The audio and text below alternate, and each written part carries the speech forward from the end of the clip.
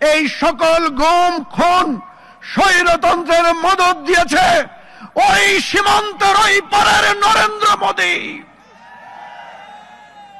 নরেন্দ্র মোদীকেও হাসিনা এবং বাশার আল আসাদের ভাগ্য বরণ করতে হবে।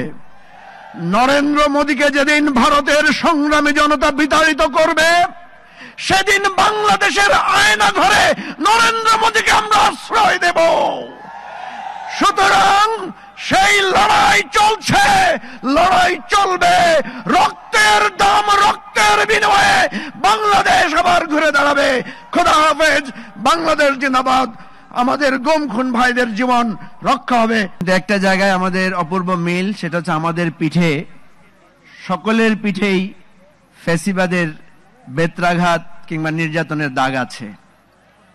আমাদের প্রত্যেকের হাতে হাত করার দাগ আছে। আমাদের প্রত্যেকের হৃদয়ে সংগ্রামের এক শপথ আছে।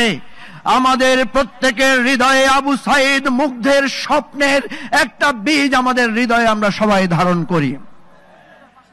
সেই শপথ থেকে আমি আজকে একটা অনুরোধ রাখতে চাই। আজকে যে ঐক্য, সে ঐক্যের মূল চেতনা যাতে আমরা কখনো ভুলে না যাই, এবং এই রক্ত, জীবন, ঘুম এবং জীবনহানির ডাক যতবার আসবে, আমরা দল মত ভুলে আমরা এখানে চলে আসব। আমাদেরকে যেখানে মানুষের মুক্তির জন্য, মানুষের ফ্যাসিবাদের নির্মূল করার ডাক যতবার আসবে, ততবার আমরা আমাদের রক্তের ডাকে ফিরে আসব।